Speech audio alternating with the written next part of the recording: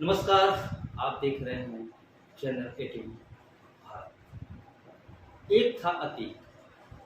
जी हाँ, हम बात कर रहे हैं माफिया डॉन अतीक अहमद की। माफिया अतीक अहमद की शनिवार देर रात प्रयागराज में गोलियों से खूनकर हत्या कर दी गई। इस हमले में उसका भाई अशरफ भी मारा गया। इसी के साथ ही अतीक के अपराध और दहशत के उस साम्राज्य का अंत हो गया जो उसने 44 साल में खड़ा किया। सोचिए, 44 साल का साम्राज्य खत्म। बेटा भी मारा गया, भाई भी गया, अतीक भी गया। सोचिए, 44 साल समय गुजार दिया।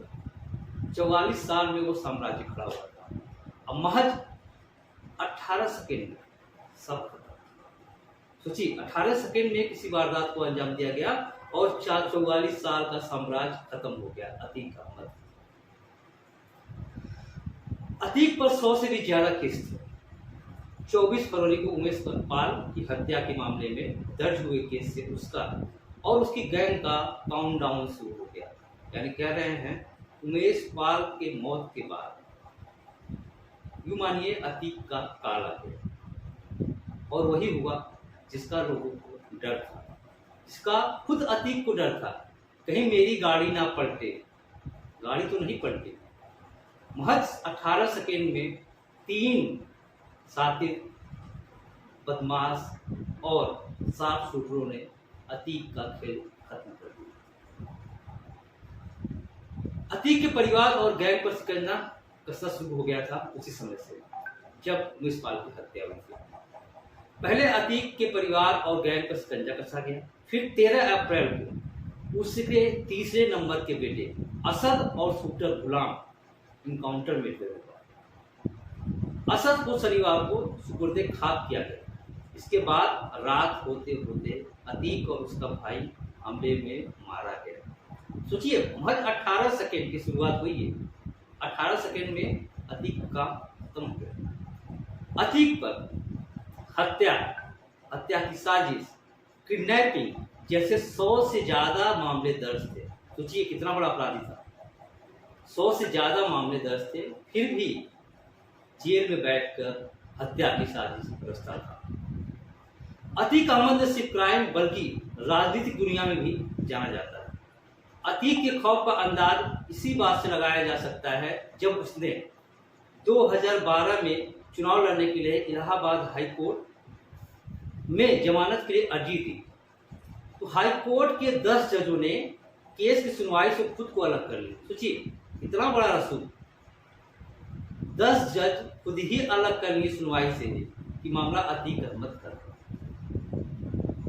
11वें जज ने सुनवाई की और अतीक अहमद को जमानत मिल गई। सोचिए, जमानत भी मिल गई, 10 जज अलग भी हो गए। एक समय था जब पूर्वांचल में अतीक अहमद की कुर्सी बोलती थी।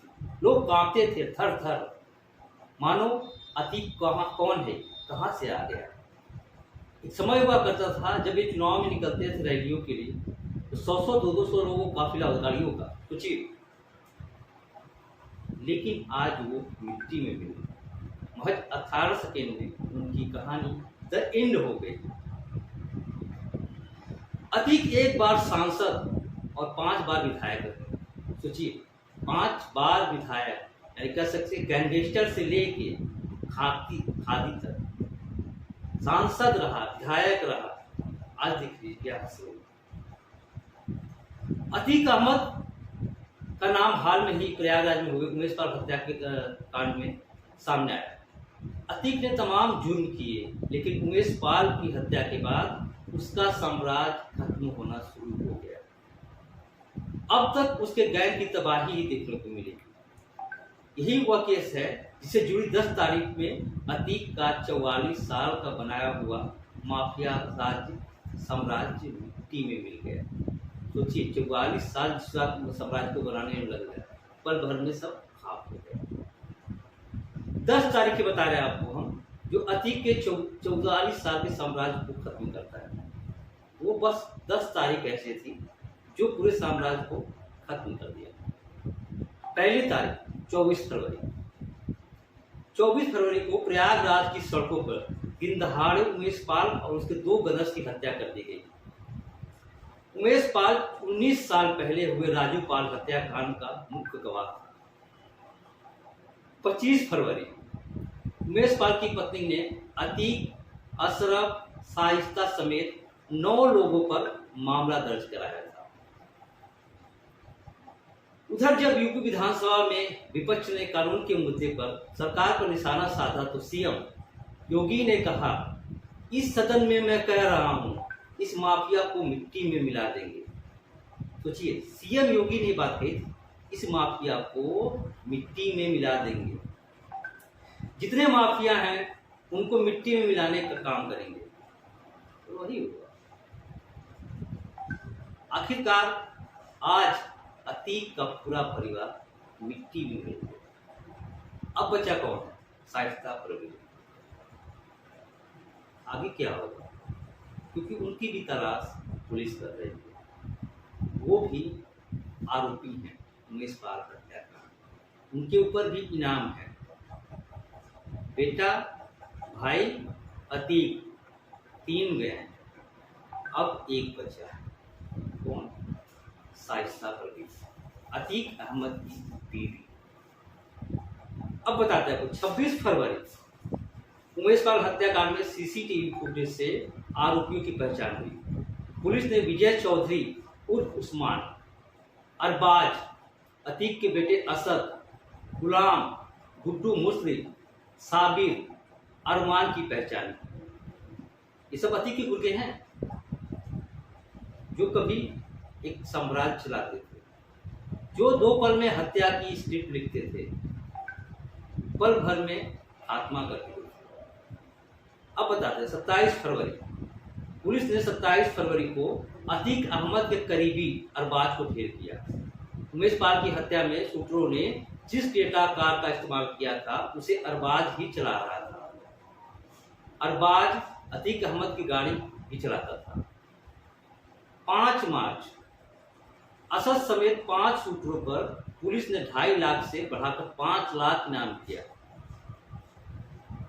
6 मार्च प्रयागराज के लालपुर इलाके के रहने वाले विजय चौधरी बाहुबली डॉन अतीक अहमद का कुख्यात शार्प शूटर था। उसने ही उमेश पाल पर सबसे पहले फायरिंग की थी। विजय चौधरी को यूपी पुलिस ने 6 मार्च को प्रयागराज के कौधियारा में इनकाउंटर में मार गिराया। अब बताते हैं 27 मार्च 28 मार्च अतीक को साबरमती से प्रयागराज लाया गया। कोर्ट ने अतीक को उमेश पाल अपहरण केस में आजीवन कारावास की सजा सुनाई। अतीक को 11 अप्रैल को दोबारा साबरमती से प्रयागराज लाया गया। सोचिए कहानी कहाँ शुरू हुई और कहाँ तक पहुंची।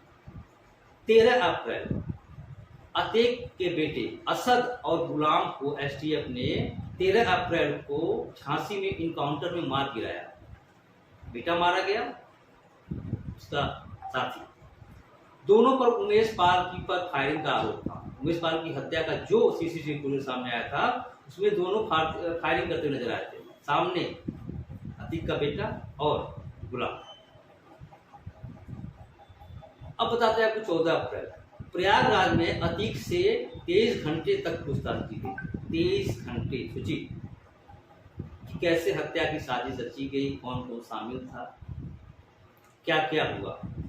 15 अप्रैल अतीक के बेटे असद को 15 अप्रैल की सुबह प्रयागराज में सुपुर्द खाक किया गया। देर रात प्रयागराज के कॉलविन ऑफिसर के बाहर अतीक और उसके भाई गोली मारकर हत्या कर दी गई।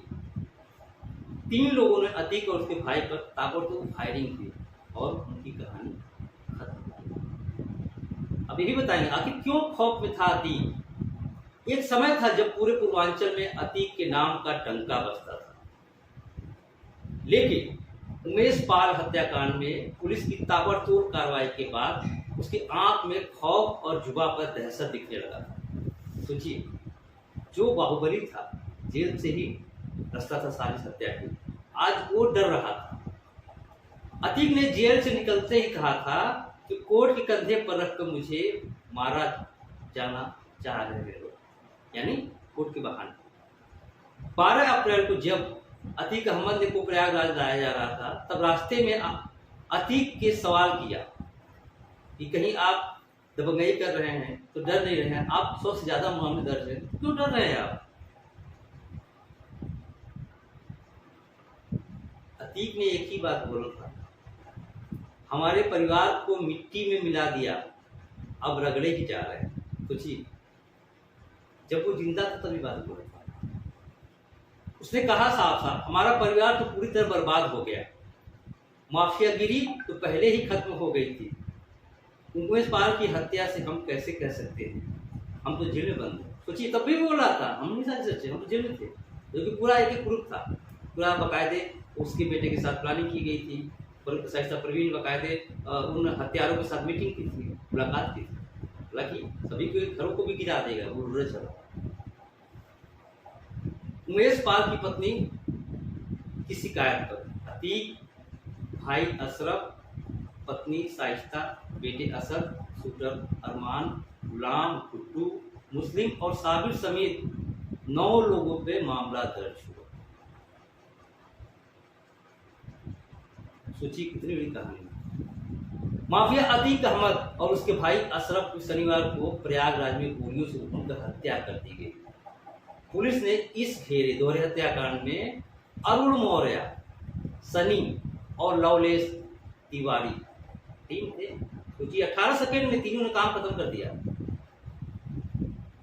तीनों पत्रकार बनकर पुलिस के काफिले के नजदीक पहुंचे। सोचिए, मीडिया का सहारा लिया, फर्जी आईडी, फर्जी कैमरा और पत्रकारिता को भी बदनाम करने की कोशिश की। इस दौरान करीब 18 राउंड गोली चली, जिसमें सोचिए 8 गोली केवल अतीक अहमद को लगी। सोचिए, 8 गोली मारा गया और दोनों की मौके की मौत। यानी कह सकते हैं कि अतीक का पूरा साम्राज्य महज 18 सेकेंड में खत्म हो गया। हम और बताएंगे आपको अतीक कहां कहां कैसे कैसे पनपा, 44 साल में कैसे अपना साम्राज्य बनाया। आप देखते रहिए चैनल 18 भारत। फिर आपसे मिलेंगे अतीक के कुछ और कारनामों के साथ।